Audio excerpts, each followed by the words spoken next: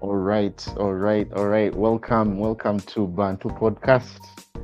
Ennaku z'omwezi leero satu tuli mu mwezi mupya November twamuvuddemu tuyingidde December abantu bali mu holiday period. It's time to spend time with family. Byonna bye tubadde tukwasaganya nga tukola throughout the year. It comes down to this. Abantu abasinga time bagikozesa okwenjoyinga time with family. Across the entire world, si mu America wokka. So olunaku lwa leero Maverick tasobodde tujoininga ayina byabadde akwasaganya naye tutambulira awo. Nandiyagadde otandika ne intercessor omwezi gukuyisiza gutya. It's a new month. Kiki ekigenda mu maaso ku side yo? Baganda baffe abatuwuliriza abooluganda mwenna muli mutya? Naffe tubaddeyo nga bulijjo tukomyewo era tubeere nga tubasoosowaliza ensonga eziriwo ezigenda mu maaso. Wiiki eyaggwa twamaliriza Thanksgiving. Abasinga bali mu America tugitegeera. Abatali mu America abamu nabo bagitegeerako kye bagitegeera kuba nalaba ennaku Uganda bagikuza. Bakuza Black Friday. Naye nga Thanksgiving esinga nnyo kuba America. Lunaku bwe beebaza a pilgrimage, bwe beebaza bannannyini ensi eno ab'ettaka eno, bwe babeebaza okubeera nti babakkiriza okubudama mu nsi. Era nga zitaki zaasalibwa ebinyonyi ebikwega byabonaabona nnyo last week. Ebinyonyi byasalibwa ne biriibwa. Wakuba ejiiko wafumba? Munnange nze siteesa ku ttaki. Ttaki zimanyi n'okwokya amayumba z'abantu. Eno season abantu basinga okuzingira amayumba bessa mu kufryinga ttaki. Waliwo gye popular nnyo gye deep fried turkey namba bagyo fryingira mu bucket. Ne bagistuffinga ne bagiteekamu accidents. Causing accident. Naye nga mukyala wange yakuba ye ejiiko especially simu ebyo nze sisamu bye sitasobola nga mmanyi kikisobola. Naye nga tuvudde awo emipiira nagyo tugirabye. Man City era obubonero bubiri katono aluzinge n'obusatu. Era tera kubanga Tony yeekubye goolo. Goolo addeyo omupiira aguluzinze. Naye ne wakubye baazi emirundi ebiri. Akubye post emirundi ebiri. So yani tanga abadde omupiira gubadde si gugwe. Tugendako mu kanyomero ka politics ne economy tulaba nti CPI ekyali waggulu 3.7. Naye ate ng'ate bwe tuwulira Fed eyagala kutandika kusala interest. Kubanga Fed egamba nti results zefuna right now giraga nti inflation egendeka. Tuwulira ne unemployment, I think unemployment eri steady. So, kati abibuzabuza kubanga era CPI kyali waggulu naye ate kwegamba nze ndowoozaamu nze mu kulaba okwange ndowoozaamu balaba false numbers olwokuba during this time era buli we nabagamba weekend during this time you can easily confuse okubeera nti abantu bali happy, they are buying, the economy is good. Naye nga abantu in reality abantu they are struggling in their pockets. So they're getting confused because during holiday time people are forced to buy. Some people are even buying with credit because they have to buy gifts for their families. They have to buy dinners and all that, the meals for the holidays. So that will push up sales and it will give up bad numbers. But at the end of the year, it will have maybe between the 21st before Christmas to have economy nebe tugamba kiri now tujja kumanya where we stand. Yeah. Weba nnyo intercessor information eyo nungi nja kuddira otunyonyole mu CPI. Consumer Price Index. Oh, Consumer Price Index. Exactly. Yeah. It usually goes up ndoza mugundi mu holiday season kuba it's time for people to buy. Last year total budget was almost in the billions of dollars mu holiday season. It's the biggest spending period across the entire world. Joey, omwezi gwe bakwisiza gutya ogwa November? How is the new month? Kyekigenda mu maaso side yo.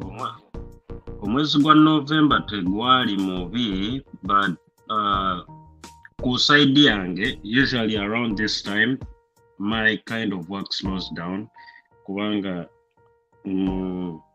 abantu tebamovinga, abantu kale bagula ebintu ebipya, but around this time due to inflation spending ebadde wansi kuba abantu bamovinga baba beetaaga new furniture, baba beetaaga ebintu bingi ebipya mu nju, so abantu batono abamovinga kubanga rent yali waggulu, abantu tebagula mayumba kubanga interest rates ziri waggulu. So basically it has started to slow down, but it's usually slow during around this time, more fall, more winter. So it gives me time to do other things, which is a good thing as well. Ekirala n'akakuba katutandiseko simanyi oba ye shafi takafuna eyo gyali. Manya akakuba nkafuna naye akakuba kawentanze kampisira ddala bubi. Usually njaga nnyo enkuba njitwalanga as a blessing. Wengenda mu religious side. Naye kuba ya winter muganda wange neraliikiriza anxiety kubanga wejjanga empewo yaladde nnyingi awo weeraliikira black ice. Yes. Black ice. Etandika okugwa ku abantu bano bo bennyini goyinza obutakola mistake naye abantu bavuga bubi mu nkuba. Bavuga bubi. Jamu biki kwegamba bikyankalanya bingi. Yes. Seattle, same thing as Seattle. Mwenkuba mujifunako just mu winter na ifera naye. No, tujifuna mu fall. Mujifuna mu fall. Kati yeah. Seattle amawulire kyebagambye we might get into winter much earlier this year. Oba reasons za climate change simanyi naye nga ebifo ebimu byatandise dda okufuna snow. And previously Seattle nono yali tefuna nnyo snow, but ndoza ensonga za climate change nazo ziri real bigenda bikyuka, but tutambuza mpola mu Seattle enkuba it's like nothing, like omuntu wojja notandika okukozesa umbrella mu nkuba e Seattle bamanya ono si waawa ono tourist. Mulinga feno ku snow. Ku snow. Yeah. So naye bw'ate bo snow waabwe mungi okusinga ffe. Yeah, nothing. Eno tetufuna nnyo snow by the way. It's more. I thought it was Seattle. Hello, state. I think it's not Seattle maybe. New York be bali.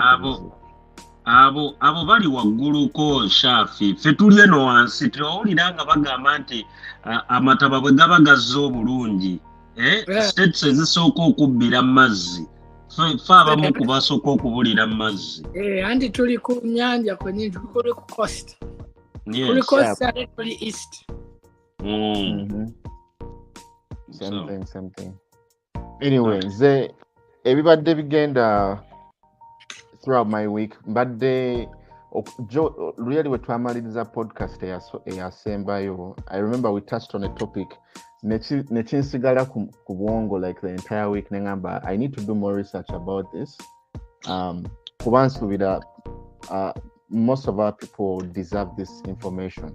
Wayinza okubeerayo omuntu eyo nga ogambye Joey nti ayina business yekozesa and then it slows down in the winter months.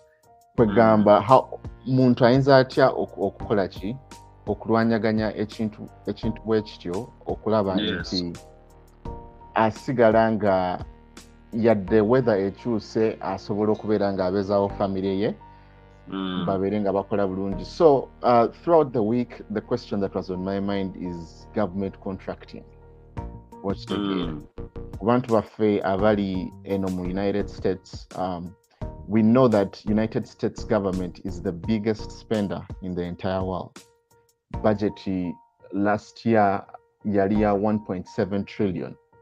Financial budget of 2023, $1.7 trillion just for 2023. So government centers baina programs nyingi ze barunninga omuntu zosobola okubeera nga or supplying a government. Think about any business you're in. Enzo kubeera transportation, enzo kubeera kufumba mmere, enzo kubeera nga okola branding, social media marketing, technology, across any industry joins okubeera United States government is buying and they have the cash to spend. Watch together. Every year they keep on, I think every presidential term bagenda by increasing the spending budget. Watch that. So that the government is able to do the different services. This was the question that was on my mind. Gane was information tuyinza kutugireeta eri abantu baffe basobole okubenefiting from contracts eziriyo from the government. Mukirowoozaako ki ekyo? Ekintu kirungi abantu baffe bakyetaaga kubanga nze kyembadde manyiiko ekitone ennyo actually abamu kye bakola. They usually maybe go for like SBA, bazita batya? SBA They loans. usually go for SBA loans. Naye I think mu small business administration, I think mulimu neyo category y'okubanga osobola applying it for other services instead of only going for loans. But abantu bemanyi abasinga obungi babadde bagenderanga for only loans. Intercessor osirikiridde kyegenda maaso. What are you thinking about? Ekituufu kiri nti ekinsiisiza knowledge eno ngirinako obumanyirivu ntono nnyo naye njagala nnyo era oyogedde ku nsonga nkulu nnyo kuba mu butuufu nti financial freedom entuufu eva mu kubeera nti abantu beekozesa si mu bakozesa. Era nange right now struggle gye nkyalina ndi ku jihad y'amaanyi. Jihad nange gye nkyalina yakukola kintu kyakwekozesa ndekera okukola ki okukozesebwa mbere nga nzasasula nzawandiikira gavumenti Sam gwamutolerako nzamutolerako si tebajja ne batoola ku zange ze bansasudde. Knowledge era nange era ndowooza tujja kufunayo abantu abajja batusomese engeri how we can cut these invisible chains. I always call them invisible chains. But kubanga ezo invisible chains oba tonnazisala okyali muddu no matter what. So mukitangazaamuko akatini, think about it this way. United States government nga wetugambye last year budget yali ya $1.7 trillion, right? Naye ng'ate wotunuulira abantu abali registered okusupplyinga government kirabika tebaweza na mitwalo 3. Like waliwo kye bayita prime contractor, omuntu nga yagenda okufuna like the contract, then from there on aba asobola okusubcontracting abantu abalala ne bajja nga bakola ki nga bakwata emirimu gyonna egiri ku eyo contract. So abali prime, I don't think they're even more than 30,000. Number mbadde ngezaako ginoonya wano, but I don't know the exact figure. Naye the point being batini. And ate bakikola nga kiri intentional nti process yo yennyini okuregisteringa most of the services ziri free. Mpozi okusasula like government fees, sasulako wano, sasulako wali eri. Naye ezisinga ziri free, but it's a very, very bureaucratic process. Inti government egenda kusaba ebintu ebiwerako. Ogende mu mitendera ng'ogamba mbu kati LLC nagiregisterinze, DANS number nagifunye. Ebintu ebyenjawulo bagenda babikusaba. Kati omuntu oba toli resilient enough okuyitamu eyo process okubimaliriza, government ebegenda gamba olaba tasobodde na kuregistering kati ate agenda kufulfillinga atya contract yeyo. Olutali serious. Baba bagenda mugoba. So kyetaaga omuntu ng'alina obuvumu ng'amanyi asobola okuplayinga the long game. I think ne sente zibeera non-refundable. Si bwe kiri? Tebazikuddiza. Yeah, tebazikuddiza. No. So olina okubeera ng'olina obuvumu, ng'osobola okwerumya in the short term, osobola okufuna kyokola ki, kyogenda okufuna in the long run. Okitegeera. Kwegamba bw'oba ng'osazeewo ogenda nakyo mu maaso, todda mabega, olina have to go forward. Olina okuba ng'osazeewo. Olina okubeera ng'osazeewo. Kuba tetuganya abantu baffe bakola emirimu egy'enjawulo, omuntu ali bize addukanya kino nakiri, naye omuntu ayinza okuba agamba muno kati ngenda kiwa 6 months to a year. When mba nkubuuziza ekibuuzo intercessor nti if I told you to like lock in, ogambe guno omwaka njagala nguweeyo mbeere nga ngenda nfuna bino ebintu ebyenjawulo bye baneetaaza okufuna. But at the end of the year, nkimanyi nti wembeera successful ne registeringa ku government website sam.gov ngenda funayo contract netandikibwako ne webeera kangizo ya $20,000. Would it be so bad okulinda omwaka okufuna ekintu ekyo? Omwaka si munene obanga at the end of the day byogenda okufunamu kinene okufira omwaka si n'emyaka ebiri. If you're getting a contract y'emitwalo 2 n'emyaka ebiri si kinene. Yeah. I think it all begins with a person okubeera ne entrepreneurial mind. Reason being, omuntu yenanga oyina mindset eya okwekozesa no creating emirimu, oyina okubeera n'obugumiikiriza. Reason being nti first of all wenyini bw'oba ogenda tandika kampani eyo togisuubira kutandika kolerawo magoba from day one. So olina okwewa obudde nti kampani ngenda giteekamu obudde bwange ne sente for like about 5 years for it to flourish. Okitegeera. So kati kyekimu, if you're going to apply that same logic to getting a government contract, besides okufuna contract yennyini n'okudelivaringa nakyo kintu kirala. Kwa contract bayinza ogikuwa ng'ate toyina bakozi, toyina bintu byogenda mamotoka nga toli ready kudelivaringa bye baagala in those 5 years. Let's say contract baba bagikuwadde nga ya myaka 5. So there should be some things you have to do first before going into those things. I think ebiremesa abantu okumalako olugendo lw'okufuna contract kuba babiyingiramu nga tebakozesa bemala. Yeah. Mindset plays a very big role. Yes. Okola entrepreneurship. Naye ngate this is something ekiyinza okujja community yaffe mu busibe. Mental slavery. Breaking a chains. Kubanga wewe in a company and you can employ people within the community. N'abantu abalala ab'enjawulo si bannayuganda bokka. You're creating jobs. That's what puts you forward. Community ebegenda kugira. So mu research ntinije nakoze document tujja gisharinga ndoza omuntu anabeera following the page tuyinza okufuna engeri gye tumusindikira document eno.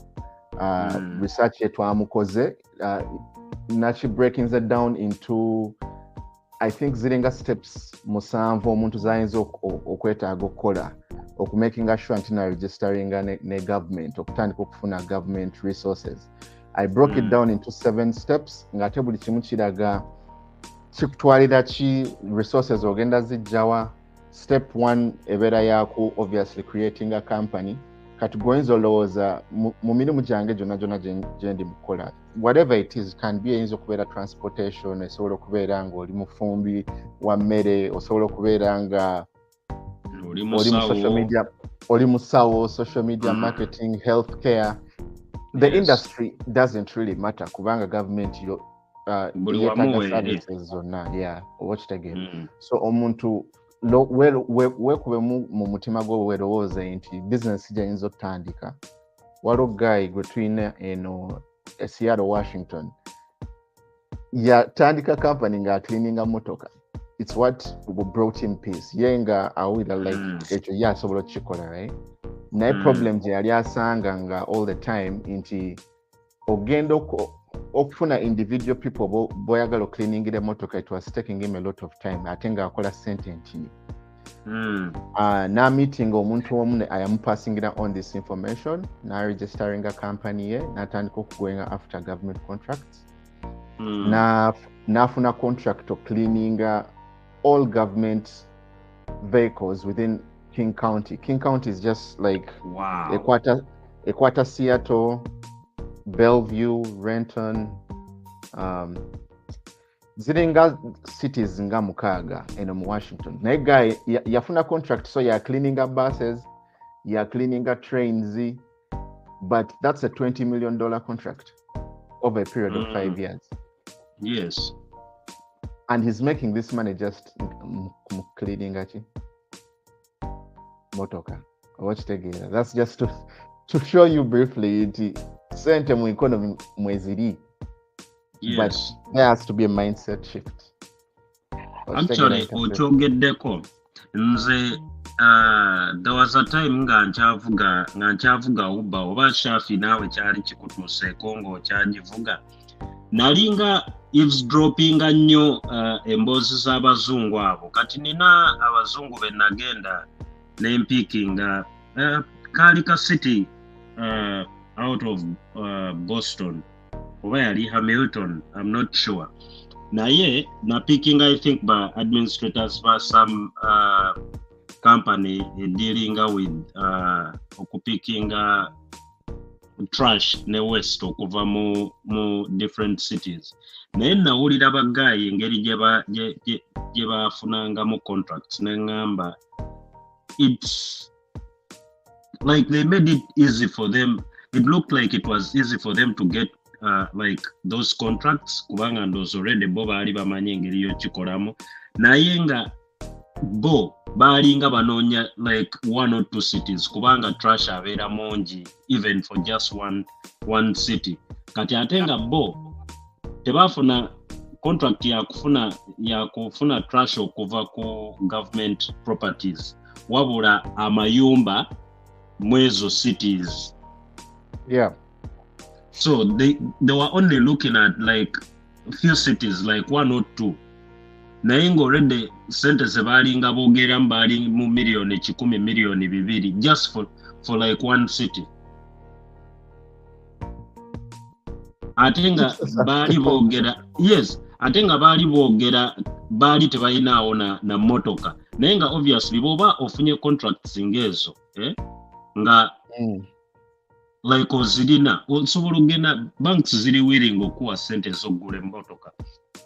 Yeah, waba contract already ogifunye. Yep. Yes, waba contract already ogifunye kwa bank already yebe yagala surety nti at least oyinawo kyolaga nti you already have the contract. Tebajja kufanya oku nti oba already watandika oba wakola kibo bagala kula sente wezigenda kufa.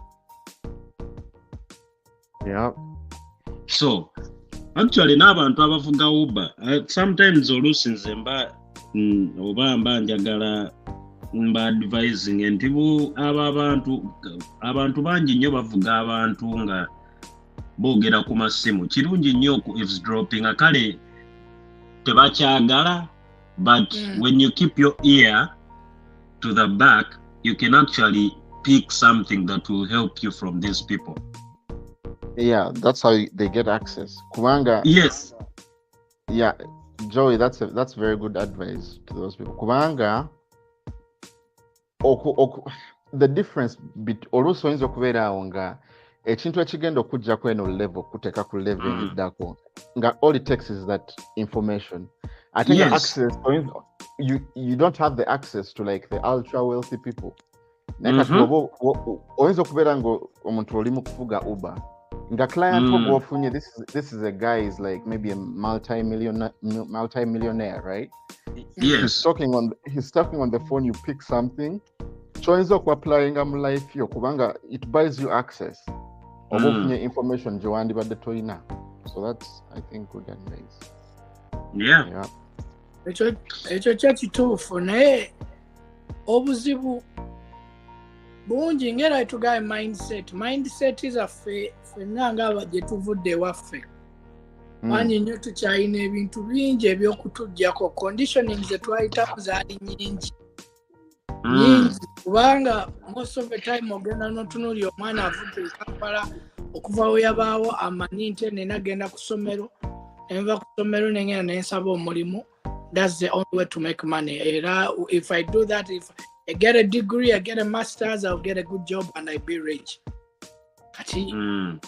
No journey mindset here, no journey go on. Kanzonzo ali wano mumanyi how you go, whatever you go through okufuna omulimu omulungi. Otulia, tomala agenda okutuuka mu mulimu ogwo nga alaba kubivaamu. Obola kuba already okutuuka watuuse okufunawo omulimu gw'abayina gwonna okubanga bulungi alwanye kati ate alowooza nti ate ntandika okulwana olutalo olufuna ki olufuna contract omulimu gwange kakati olutalo lw'amaanyi nnyo there needs to be some kind of teaching and counseling and akiyita batya kubeera nga omuntu abantu babangulwako okubuulira nti bannaye direction ye gye twagirako. Yeah, and it's not the only way. Yeah. Yes, n'obanga obadde okola $10,000 $10 omwaka, n'oba okola $15,000 omwaka gross, you will never get financially free. Okujjako nga you can start earning money nga weebalanga own business. Yeah. So, abantu balina okubanga basensitizingibwa mu ngeri eyo. Then netutandika n'okubeera nti tubabuulira nti okay omuntu otandikiranga ku ki kati nze I always like to give examples abaspaana abaspaana wano aba Spanish people oba aba Dominican oba Puerto Rican oba ba Mexico bonna we bajja oba olw'okuba balina many people who have come here as ancestors.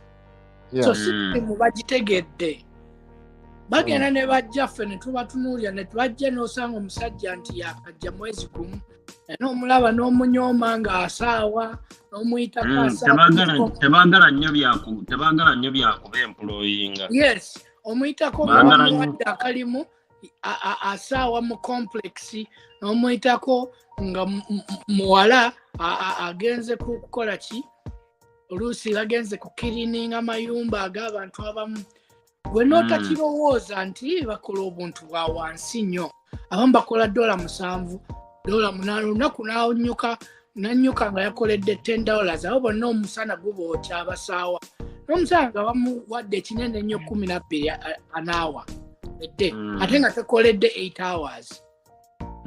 Era omusajja oyo yaba alina kyeyabala kimu azze kusoma omulimu gutambula gutya. Egyo emirimu bagitwalanga apprenticeship. Najja n'amanya nti nfuna ntya bakasoma neetaagisa ki mu bizinesi eno nti neetaaga emmotoka neetaaga ekisaawa kyuma ki ekisaawa obulungi ekifuuwa kiblowa neetaaga kya sente mmeka kati nti ntandika bwe mba ntandika sente za license okufuna license okubanga mmanyiddwa neeranga ntya kati agenda okuvaawo omwaka gumu akoledde omwaka gumu kale katukuba example nti ye akoledde omwaka gumu oba emyaka 2 gwakoledde yukira bo basulanga ba foreigner ba refugee waba yakajja bayinza okusula omukaaga mu nyumba y'abantu ababiri. Kati yajja kuwaayo obudde bwe tapapa nti alina bbiiru oba biki. Naye mwembi muyinza okumala emyaka 5 nga mukola emirimu gya wansi. Naye ye waavaawo n'asituka n'agula emmotoka ye, n'agula ebyuma bye, n'agenda solo.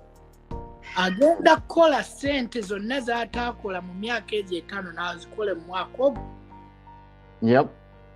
Gwe asigadde ng'okyanoonya ate noonya kumpa mulimu noonya ne bakuwa omulimu ne butandika kusula wansi n'ogenda n'osoma ne bakuwa degree n'ogenda ne bakuwa wallahi agenda kuleka mu myaka 5 jamusanga nga kati ate yasitudde banne kati kino kye twogerako ng'ajjayo contract n'ameka naye n'azitunda n'aziwa abantu.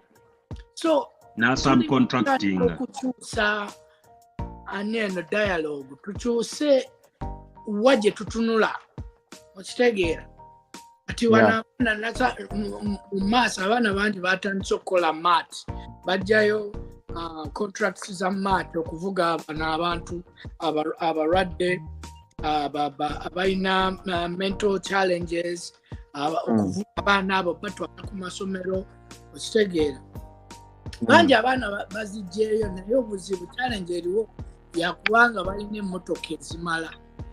Kati ekintu ekyo omuntu alina okuyiga nti njijayo ntya looni esobola okumpa emmotoka ezimala. Tuwulira nfuna ntya contract eno kuba contract eyinza nfuna ntya abavuzi abagenda okukolera akasente akatono nsigale nga nfunako ate nga neno zange zituuka. Si bino nti omwana sente yafunye luli tezamusanyusiza emmotoka agireseewo customer tebamutuusizza ate nga customer bamukuwadde oba okitegeera. Ebintu ebityo. So kyenyiza okugamba mu ekyo again nti the difference between omuntu agenda okubeera kangize successful n'omuntu atagenda kubeera successful is just information. What information do you have available to you? Oba okitegeera. Kyova olaba nti Bantu Podcast is a very, very good innovation nti information tusobola ogiresearchinga ne tugireetera abantu baffe era omuntu ayinza okubeera nga gyali eyo nga oba wakatandika okuwuliriza Bantu Podcast tukusaba osobola ogende osubscribinge ku YouTube channel. We put out podcasts almost every week sharing the information ey'enjawulo starting with like omuntu ayinza otya okutandika business ayinza otya ogenda mugundi mu government contracting for example. Document nga we nabagambye document yo nagikoze, it's well thought out, it's well researched. Egenda kubeerayo ku YouTube channel ya Bantu Podcast. Omuntu yenna followinga just osobola okutuweereza information yo ba email address. We'll send you this information free of charge. Tujja kuweereza PDF information obeere nayo. Then osobola n'okusalawo okuwagira podcast waliwo t-shirts ze twakoze branding material owa Bantu Podcast. Caps byonna bwebiri. But to kind of go back on topic, kyembadde nze njagala okusinga okwogerako nti abantu abasinga ayinza okugamba kubanze saagala muntu agambe nti najja wano kadate ngenze nsomye oba nyongeddeko degree nfuuse doctor nfuuse engineer nfuuse this thing that I've worked so hard to get after 4 years oba okitegeera. The journey doesn't stop there. You don't have to quit your job okugenda ku step eri eddako. Osobola okuinnovatinga within your field nti okyalina yo 9 to 5 job naye n'otandika mpola mpola okubuildinga kino ekintu. Give yourself time.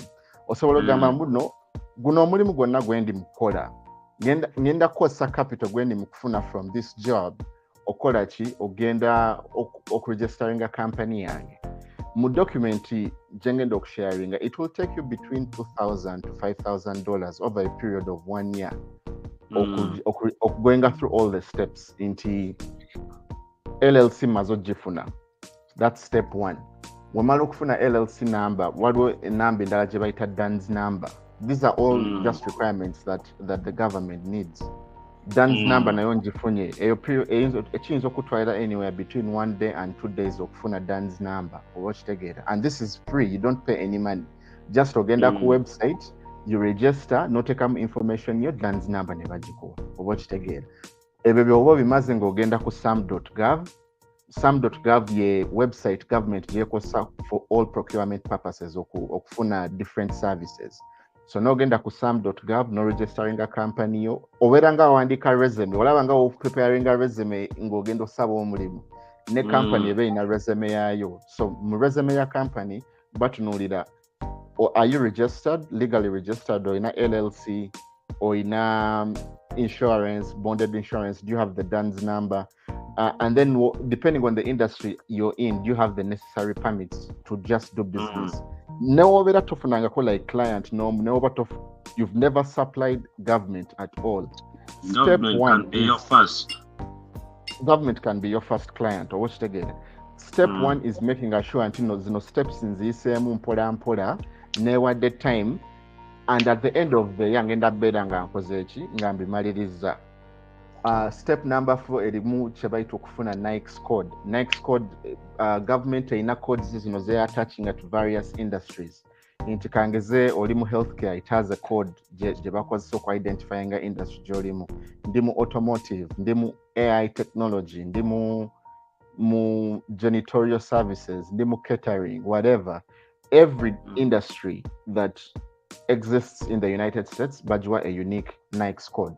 So osobola okufuna eyo, then nofuna permits zona zewetaaga, nofuna insurance, then of course setting up bank accounts bichi ebyo byonna, but it's a very comprehensive document. Omuntu yenna following a podcast information twagala osobole okugifuna kutuukeko mindset ekyuke, tusobole okumaking sure nti generation yene eddako ey'Abannayuganda abali mu America bagenda creating a emirimu that is not only going to help only the community naye n'abantu abali ewaka back home, you know. So your information tugenda mu sharing ku YouTube channel, yeah.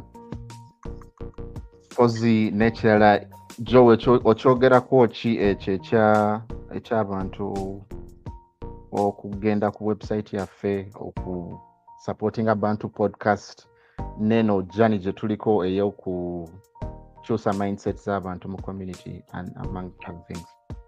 I think it's the best way to go. Kuba kati kitunulemu right now overrated engeri y'okufunamu government contracts. So abantu abamu actually abasinga obungi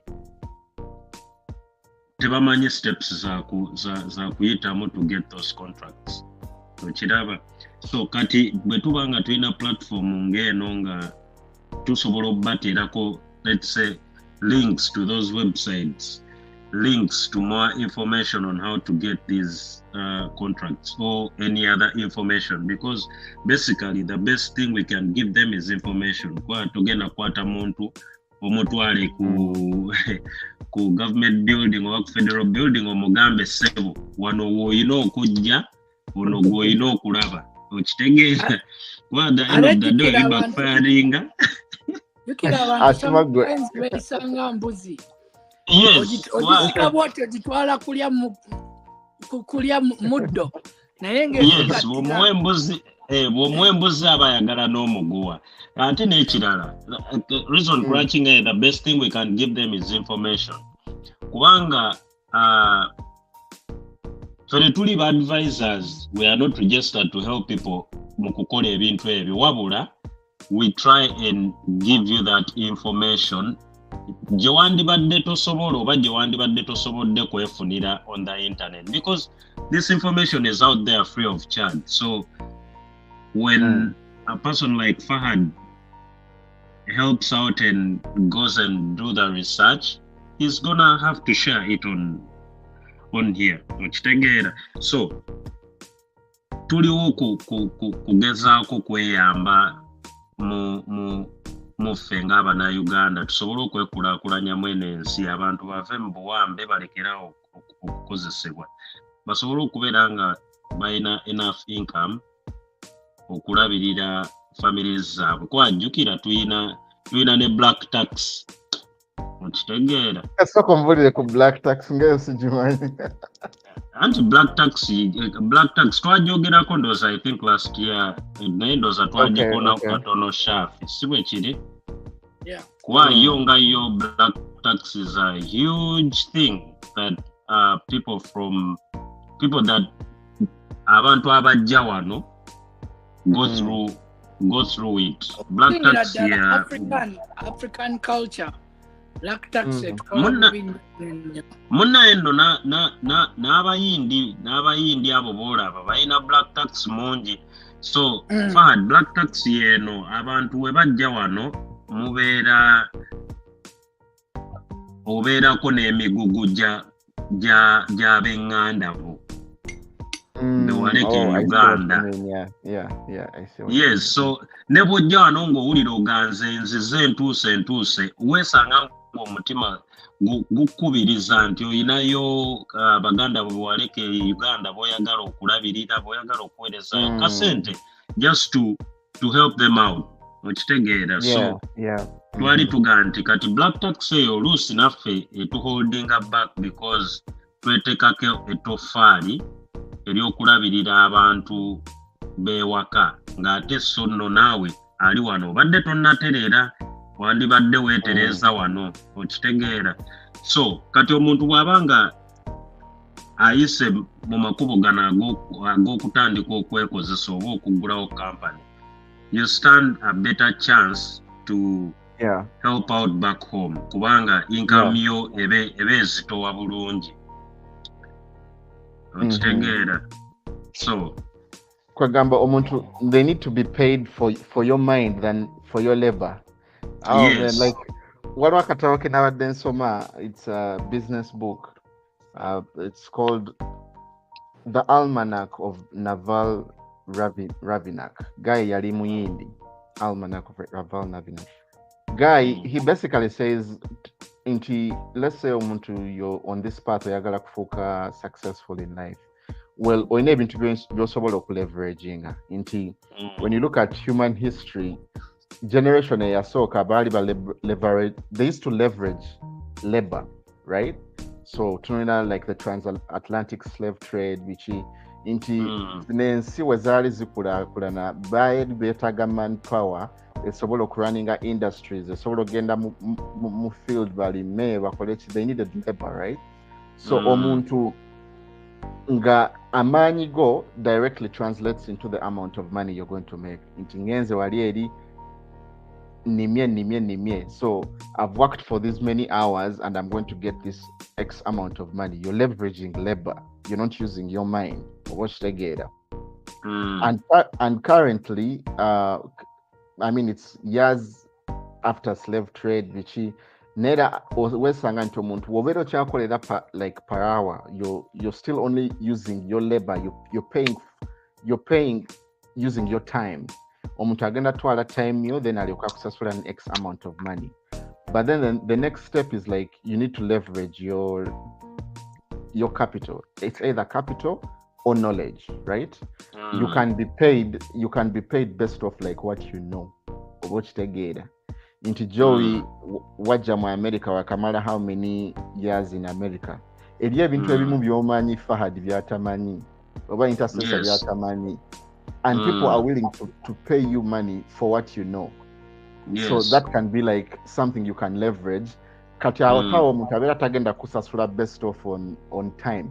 Omugamba like I have the information, I can save you X amount of time. Omuntu ekibadde kigenda okutwalira myezi ebiri ngenda kutuusaayo, let's say in 1 week, because of what I know. So how much are you willing to pay to get there faster? So you can leverage knowledge. Ekirala kyoyinza okuleveraging is capital. Nti obadde olina savings zo, obadde osavinga sente, otandise company, kati then you hire people, omuntu n'omusasula ogenda okukola omulimu ogwo gw'otayagala kukola. There you're leveraging capital. oba kitegeera ekintu ekirala omuntu maybe kyasobola okuleveraginga is platforms.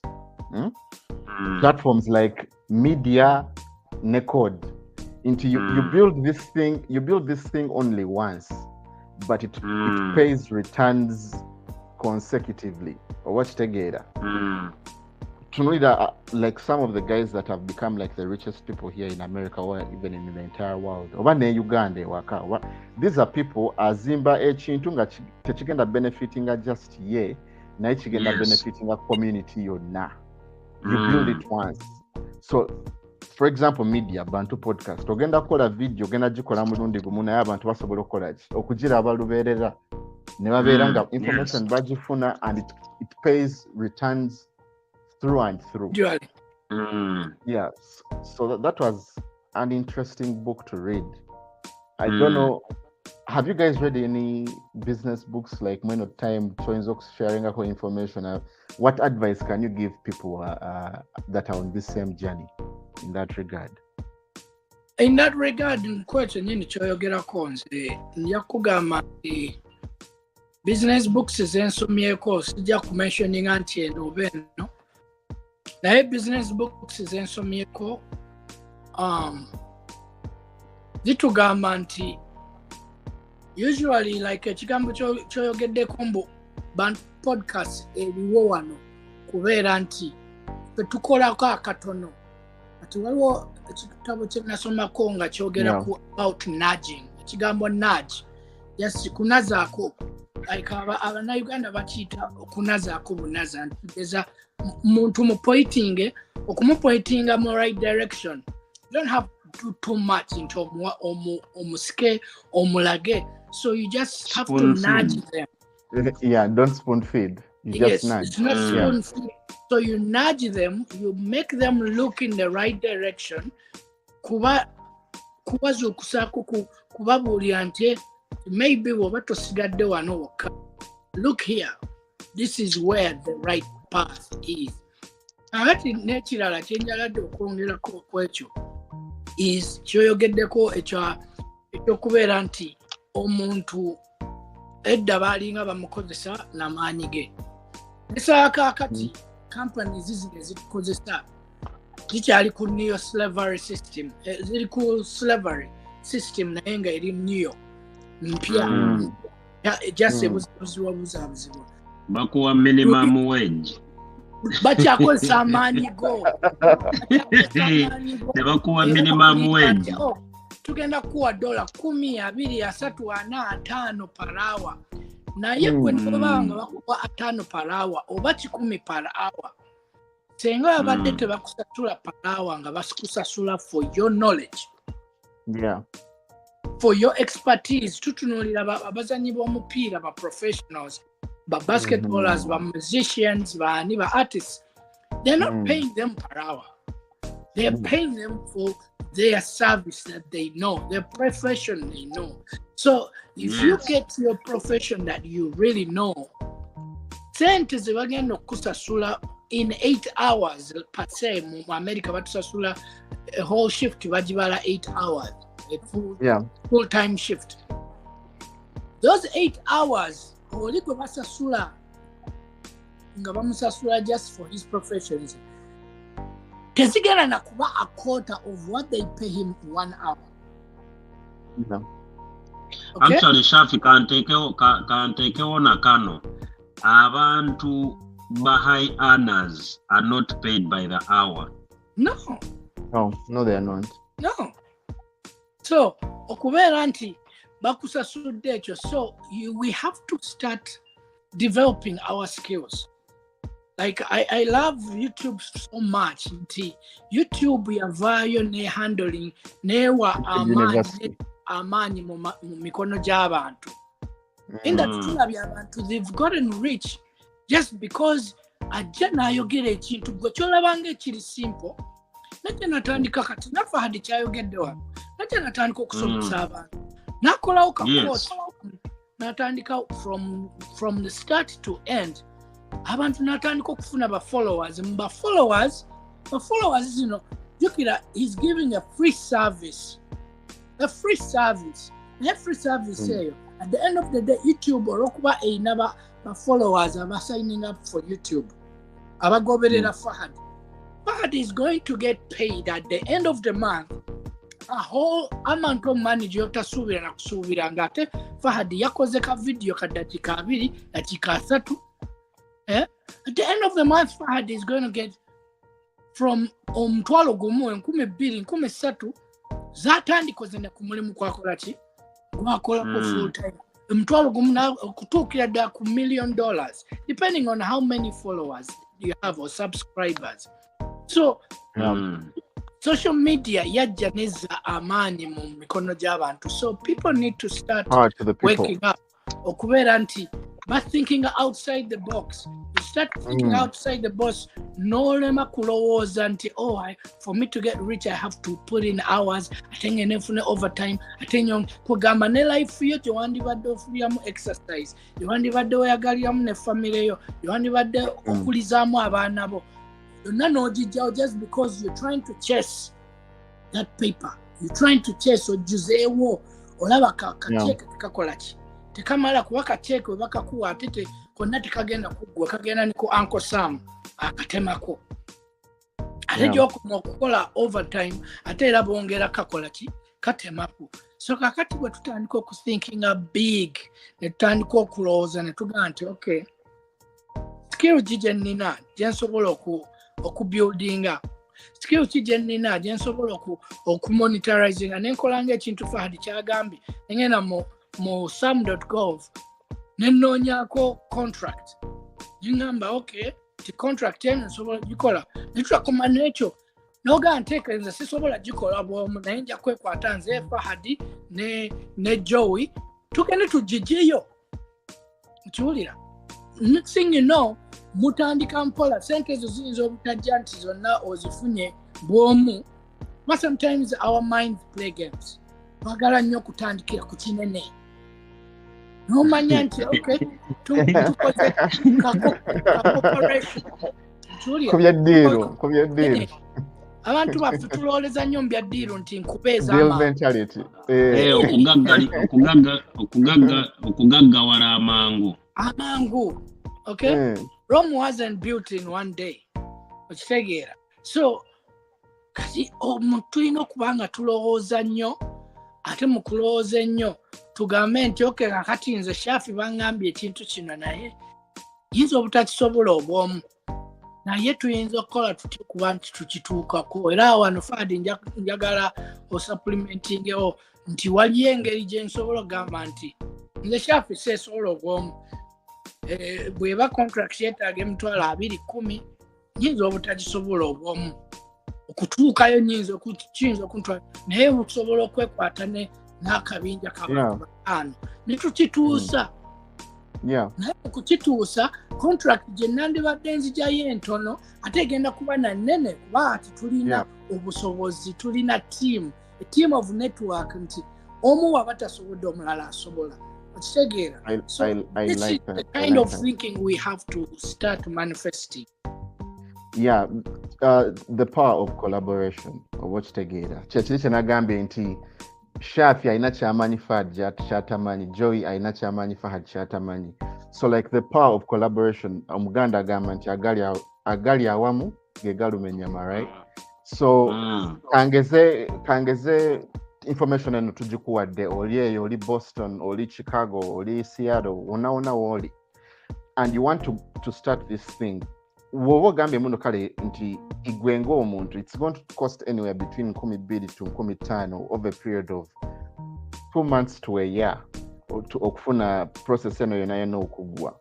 Mu kifo ky'okugamba muze ngenda kirumba nzekka, osobola okugamba ngenda kwatagana ne mukwano gwange ne mubeera abantu babiri ne mubeera abantu nga basatu ne mugamba okay nze wemba mbadde nzekka nga kigenda kuntwalira 6 months to raise $5,000.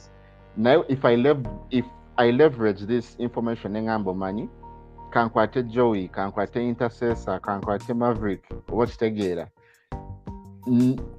mu kifo ky'otwala 2 months okuweza zino sente zogenda okukozesa okuregisteringa biki ne mukwatira wamu ne mugamba kati 15,000 tuziwezezaawo, oba okitegeera batwagaza ki.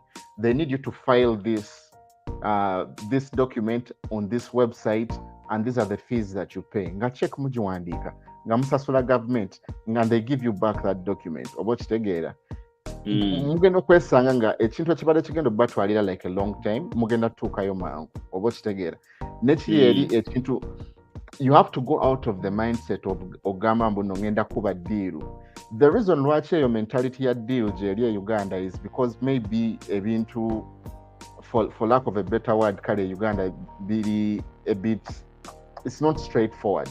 Inti omuntu okufuna contract mu government there are so many other steps that you might have to do ekitali wano bagenda kubesingira ku merit yo and the different things your company has oba kitegeera ate pozi nekirala waliwo contracts ezimu ze baleka nga ziri specifically for black owned businesses and women owned businesses so oba it's like a husband and a wife couple right musobola okugamba mbuno omukyala wange ngenda muwa shares mu company oba kitegeera wamala okuwa mukyala wo shares mu company it can be registered as a woman owned business as well as a minority owned business, black owned business.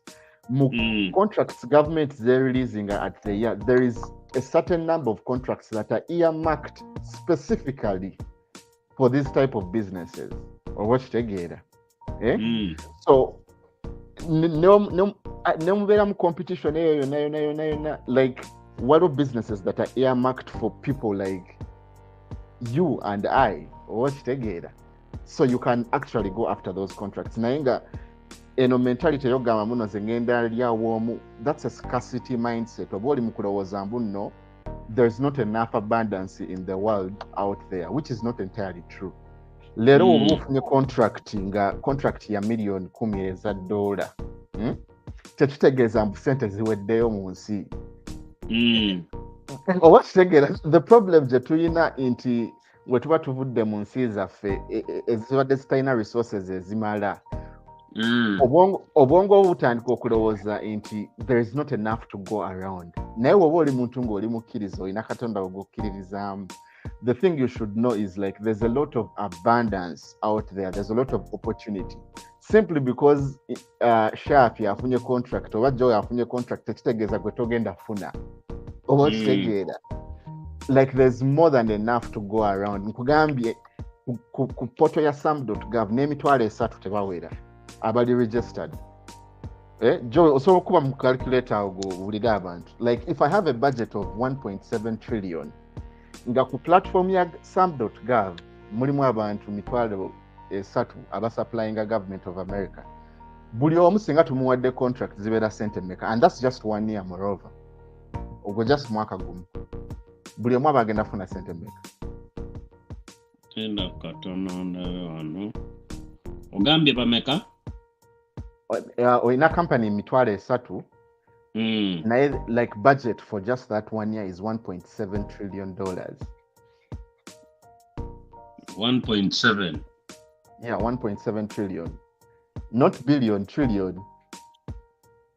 That's what's together. Buli omu abagenda funa sente meka. Nga buli omu muwadde contract. Buli omu afuna meka. Tulabe wano.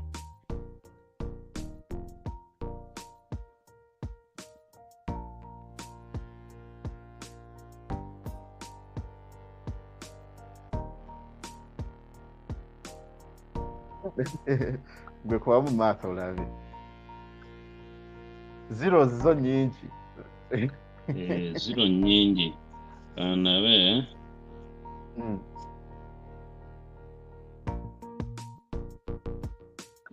Mitwalo 3 bantu batono kwezo sente. Companies ziba ntono kwezo sente. Tono nnyo. Kozi kyawukamu nti ku mitwalo egyo 3 waliwo companies ezigenda okutwala millions and billions. Yeah, and which is, yeah. Kati ye.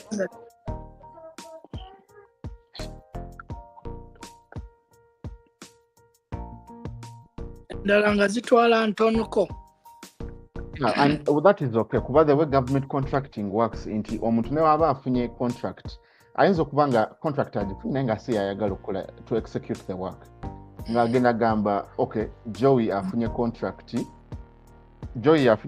naye agenda subcontractinga Shafi oba kitegeera. I think Kati Shafi- roughly zijja kuba nga 5M. $5 million almost. 5 million. Okay, so I don't know what the math is. Naye omuntu yenna alina gy'ali asobola okukubaako omu n'alaba. But that shows you like nti newe zibeera kale million 5. That's life changing money. Oba kitegeera. Contract newe oba ogideliverinze ng'ogidelivering for let's say 4 million. Newe oba kale profit gy'okoze at the end of delivering the contract mitwalo 5. What does that look like for you? What does that mean for your people here in the US and back home? It's a very different discussion. Ate nga n'omuntu agenda executing a contract eyo, like if Joey gets the contract, tekitegeeza muno yeka agenda ogikolako. Asobola ogamba mu the contract nagifunye, era in most cases abantu ababeera like the prime contractor, he's not the one that does the work.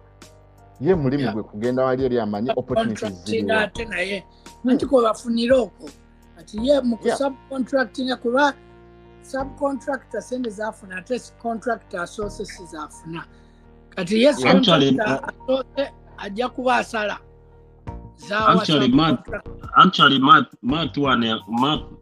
one alaga ziri 5 ziringa 50 million. 50M, yeah. And that's just 1 year.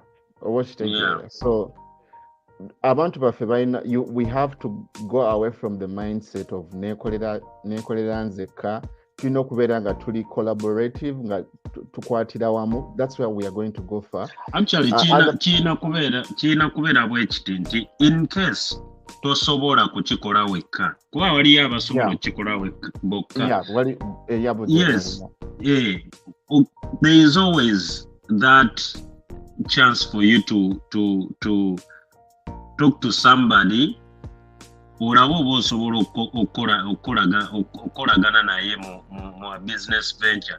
Well, at the end of the day, 2 heads are better than 1. Yep, that's true. So that mindset has to really change. We have to work together. Chobolaba inti there are other immigrant communities abajja mu Gundi in this country, and within a period of like 5-10 years nga ogenda okutuna, there's a Chinatown in almost every major city in the US. There's a Chinatown. Wogenda New York, there's Chinatown. There's Chinatown Seattle. There's Chinatown San Francisco. How do you think all these things? Chinatown Boston. Or what's together? So I think it's not just Chinatown. Otukamunga businesses zonna zirimo z'aba China. Or what's together? So at this stage, I think, like, for example, like Boston yandibadde ina over Buganda Street, over Bantu Street, something like that. Yes. These are the things we should be talking about. Kubanga kati Fahad actually talk about it. Olaba right now, housing is really expensive because kati let's say wano mu Massachusetts inventory is very low. That's why houses are still expensive, and they will stay expensive for quite some time because enyumba ntono. Kakati city ya Boston yateekawo incentive nti companies ezinakyusa, real estate companies owning buildings in Boston ezinakyusa buildings from commercial, office space from commercial to residential. Bagenda bawa sente basobole okukyusa buildings ezo. So you can imagine real estate companies are not going to be using their money. Yeah, they'll be using government money to. Yes, they'll be using government money. I think at the end of the day, bana basoloza rent agenda mu nsawo zaabwe. Tax incentives. Ate bafunire tax incentives. So kugamba alina ayongerwako. So kati n'abali mu real estate nabo already olaba nti government already providing that kind of contract for them to apply for. Okitegeera. abantu abalina amayumba bwe banaba bazimba amayumba amapya emisolo gyabwe gigenda kuba gya njawulo kubanga engeri gye wataliiwo mayumba bagenda kuba balina okuba creatingira basobole okuprovidinga amayumba. Yeah, So that's something to buli think profession actually kati waliwo kati kyekimu n'ekyabasawo n'abasawo kyatuuka ekiseera nga ratio shafi gwali mu health industry. Abasawo baatuuka ekiseera nga ratio y'omusawo omu ku ba patients I think yali 40 shafi baali bameka omusawo omu aba patients baali bameka in the Boston area. Yes. When nakomo chimanyira bantu kati right now sirimu directly mu health sector ati ndi mu pharmaceuticals right now naye mu health when nakolerako mu health batuukako I think last year nga bagamba is to 1 to 30 omusawo omu genda kuservinga abalwadde nga asatu. Yes, ba patients asatu. Yes, ba patients. Wow. So Yes. Ate ekyo kyo kyali kubeera nti kuba tebasobola kyogayo batyo naye nga waliwo roadblocks nyingi okulemesa abantu abamu okufuuka bannansi nga bannansi. Kati ne bakyusa ne bakendeeza ku passmark z'abasawo kwe bayitira basobole okwongera abasawo mu I think ekyali kibalemesa passmark yali waggulu ey'abasawo akabuzo ke bakola waggulu ate nga bw'ogwanga katugambe nti obadde okola papers n'ogwa pepa emu nga bakuga ojja kudda next year kireesi eddako eddako oddemu buto okole ki Olina mwaka mulamba. Ebintu ebyo bisengejjamu abatali ddala sure nti njagala ekintu oddayo mu kuwakinga nga gy'obadde owakinga oluusi nga toddamu nakuddamu kusoma. Yes. So kati era nga Fahad wagambye nti bino ebintu oluusi bisanga neyeetegese, so people should make themselves aware of these incentives and good enough. Bantu Podcast is here to help with that. So Fahad agenda kubanga ajja putting up the links ku YouTube. Then abana tebasobodde kufuna links ezo, you can always mu comments osobola communicating and you can get you can be provided with these details. Yeah. Ekitalekeka Mr. Intercessor, abantu oyagala what's your message to the people? Nga tugenda mu mweno holiday season towards the end of the year and looking up to the coming year. What's your message to the people? Sagala nnyo kuva ku nsonga gye tubaddeko. Njagala we tubadde. Let's try okubeera nti twezimba nga abantu Bantu people. Baganda wa Uganda bani na all of us the Bantu people, let's try to remember where we come from. Let's try to start helping each other to lifting it up out of all these invisible chains that we're seeing. So ebigambo nga bino that we're saying here, we should be trying to take them serious. Okubeera nti lifting her out of poverty, lifting her out of depression. Kubanga yetunakuma kubanga tukola nnyo tugenda kuba depressinga, tugenda kuba tetulina life. We are not living a fully lived life. You know, omuyimbi omu yagamba to live doesn't mean you are alive. So we have to go back to living. we have to go back to living. So ebigambo bino tubitwala lightly, tuberenga tubitwala serious. Kwega tukole our due diligence, tukole research, twebuuzeeko abantu baffe bantu bangi tujja wano netutandika okubeera nti tukola against each other, not with each other, but we working against each other. Njagala bukere enkya nga gundi musoso gula Benz, njagala bukere enkya nga nze nsula mu nyumba bwenti Shafi namusanga asula bwati nga ye nkola ki nga ye asula mu akakayumba. No, it's not how it should be. Abantu abagenda maaso olwaleero mbadde ngenda kuvaawo nga soogedde ku baana ba Isirairi, naye abaana ba Isirairi abo banyiiza nnyo, naye ate nina ekintu kye mbegombako era njagala nkyogere. Omanyi buli wamu ntunulayo era ekirungi nja kyogera, ekibi nja kukola ki nja kukyogera. Naye abaana ba Isirairi abo kye mbaagalako balina omutima ogubeera nti bali wamu together.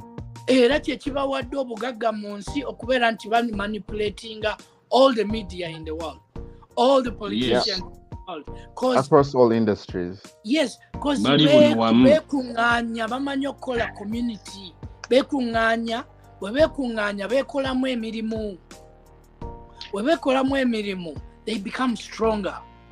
Omu yandibadde tasobola kuweza $100 ajja kusobola kiweza olw'okuba baweze 10. Kati yandibadde asasula 10 kati basasula 7.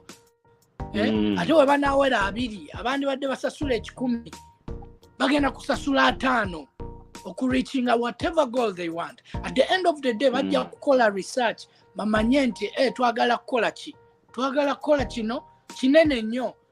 Kinene nti okay kakati twetaaga abantu bameka okubeera nti tusonda sums ze tusobola okutuukako, sums ezo nga zisobola okutaleka bantu baffe mabega. So those are the things we need to start thinking about.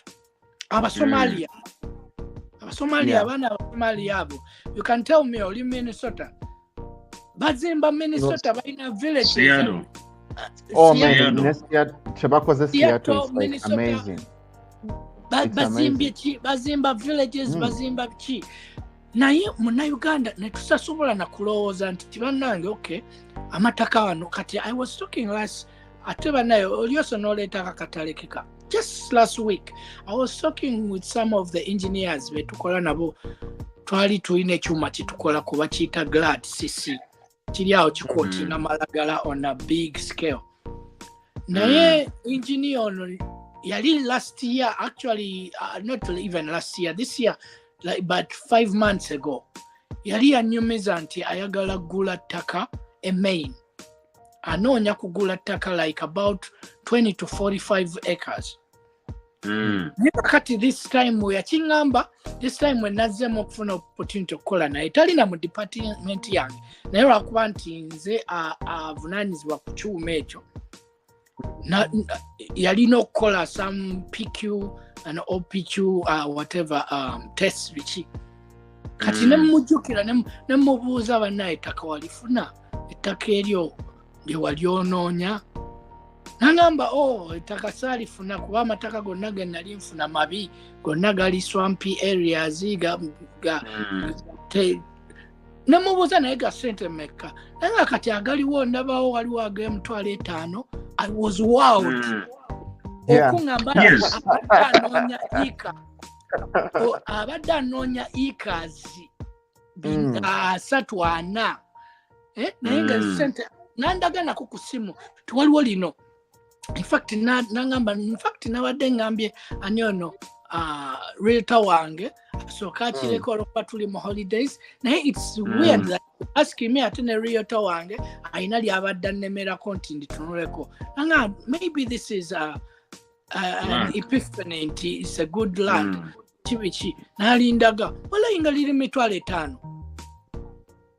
Naye 5,000 nga ziika ziri 4-5. Genda Uganda wano bakugamba yiika n'owulira sente ze bakugamba kolo million 2 eza $. Naye nga yiika wano kati katugambe nti bannayuganda twekutte. Bannayuganda tuli bameka? Buli state kati kino kyenjogeramu njogera buli state sogera ku Massachusetts sogera ku ani naye ne tugamba nti kati buli state ekitono ennyo mujja kusangayo bannayuganda nga 100 ne mugamba nti mwekutte muguze yiikazi 5 6 7 ku mitwalo 10 osobola n'oggula aneeno mitwalo 10 osobola n'oggula yiikazi 100 ne mugamba nti okay tuguze ettaka lino musobola okukolamu ebintu bingi ne mugamba nti okay lino ettaka lya bannayuganda kati era buli muntu kati bino byebintu bye twali tugamba yuna byekusobola okukola agritourism kati yuna at this point is emitwalo 10 is nothing for it to find land nega nti yuna yajjayo ettaka eryo kati ettaka eryo netandika oddiguza nti munnayuganda ayagala okujja okuzimba wano zimba wali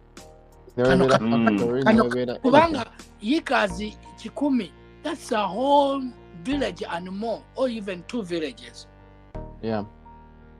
oba 2 towns okiwulira noga nti zimba wali tutuuke nga ne Uganda bannayuganda tumanyi nti bannayuganda ba-owninga this city ba-owninga this town okiwulira munnayuganda atuuka oggula ennyumba nti bw'aba agula tajja kugulira ku price market ya aneeno y'amayumba agenda ku low market ennyumba gye yandiguze emitwalo 6-7 agenda gikula 4 kozi munnayuganda ettaka lya bannayuganda these are the things wana omusajja ye plan ye ayagala azimbeko ennyumba nga ya ranch azimbe alimeke emmere ye eri simple ayagala akoleko ne nursing home just one person like that if one person can do it what about a community of people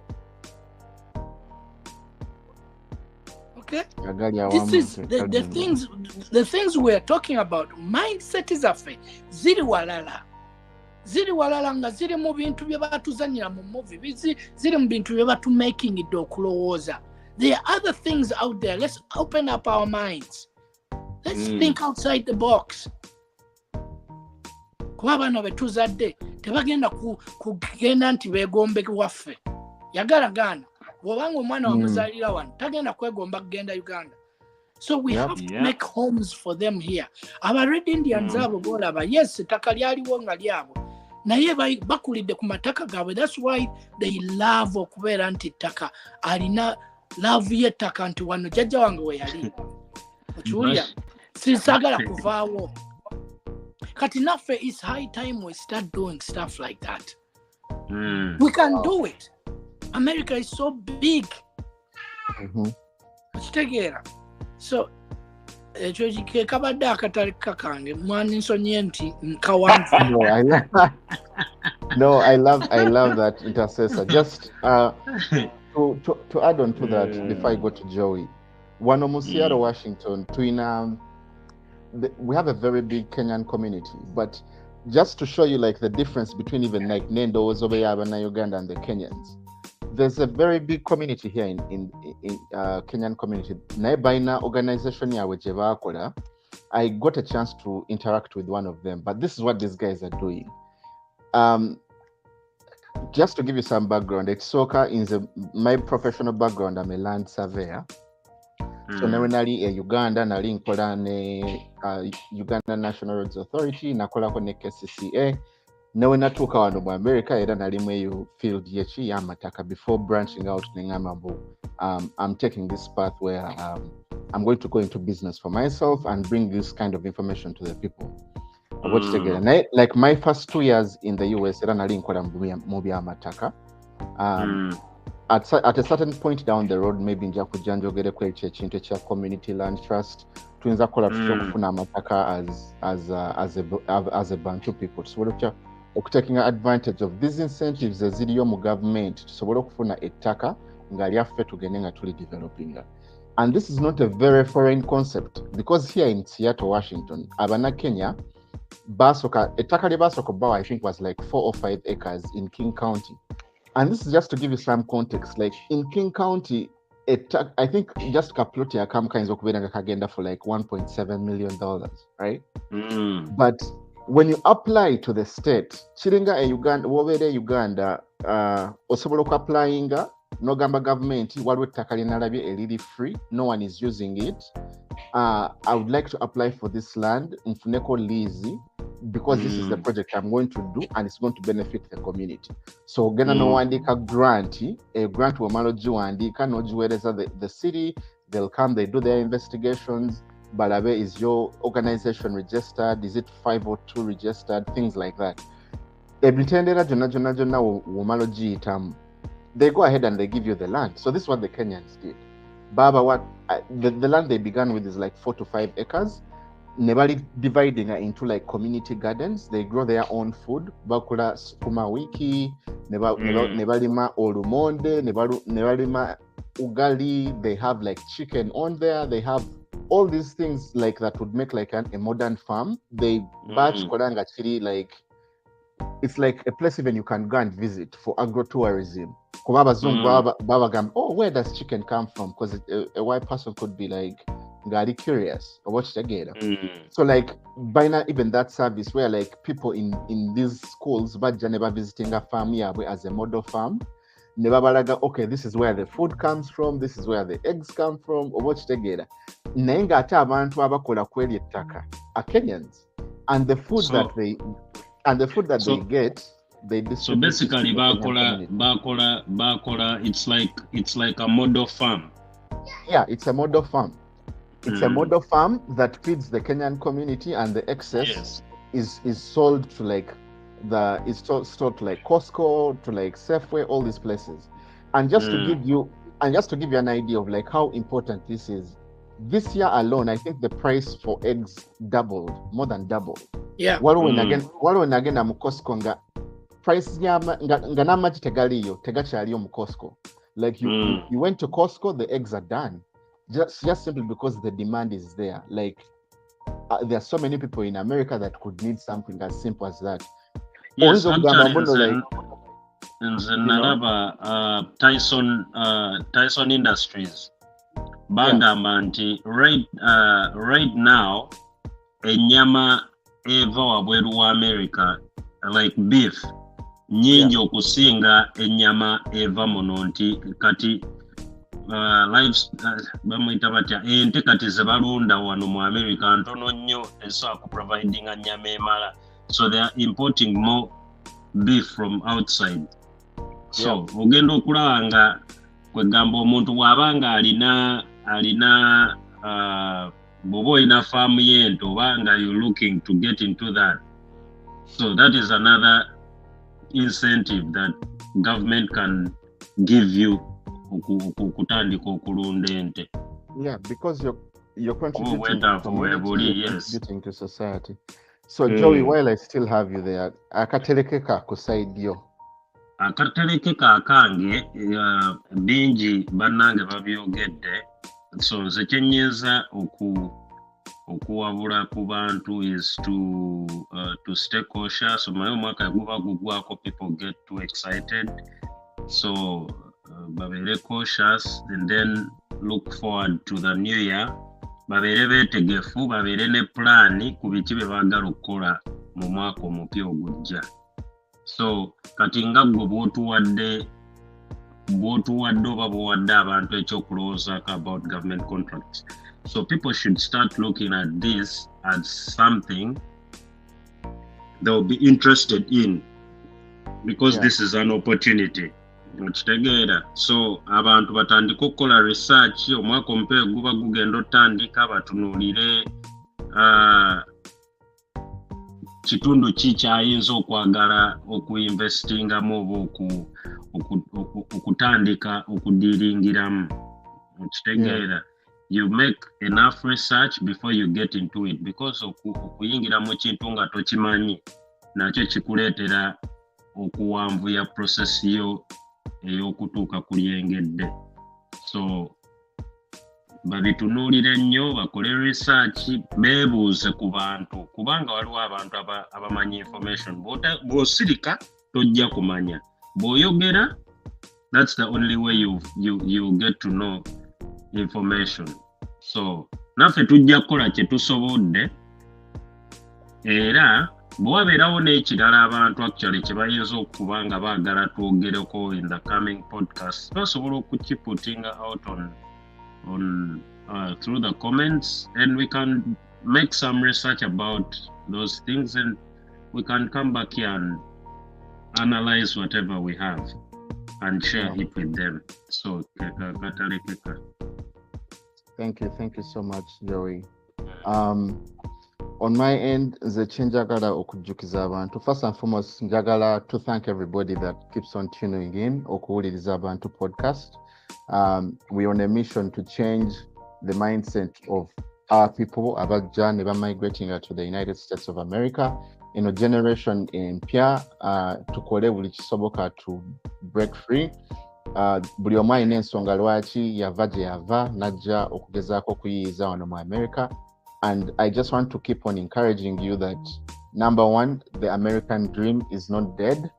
It's still alive and well. And I'll leave you with this quote. Eno quote eriku Statue of Liberty. Omanyi Statue of Liberty was a gift given to the Americans by the French. But when they did that, waliwo guy bali bamwita, I think it was a lady, she's called Emma Lazarus. Ayawandika poem that is engraved onto the Statue of Liberty in New York. Omuntu yenna wonna woli gezaako okubeera ng'otambula visiting these different states, learn the American history, look for information, tolowooza mbu n'ekintu ekyo kyokka ky'olimu ky'osobola okukola. Nze najja wano natandikira mu bintu bye mmanyi. I'm a land surveyor by profession, era we najja wano natandikira mu bya surveying. But I'm a naturally very, very curious person. I like to look for information because I believe information is the key. To unlocking our mindsets and getting us okuva kweno level gye tuyinza okubanga tuliko and on to the next one. So eyo poem omukyala gye yawandiika eri ku Statue of Liberty, it says, "Give me your tired, your poor, your huddled masses, yearning to breathe free. The wretched refuse of your teeming shore. Send me these, the homeless, the tempest-tossed. To me, I lift my lamp beside the golden door." Basically, give me your tired, your poor, that are yearning to breathe free. That is the promise of America. Buli muntu abazze, actually, the immigrants abaali bajja in like maybe the 90s and the 80s. Abaali bava from like all these neighboring countries nga bayita through like New York. Most of them used to go there and just read that poem to be like some kind of inspiration to people.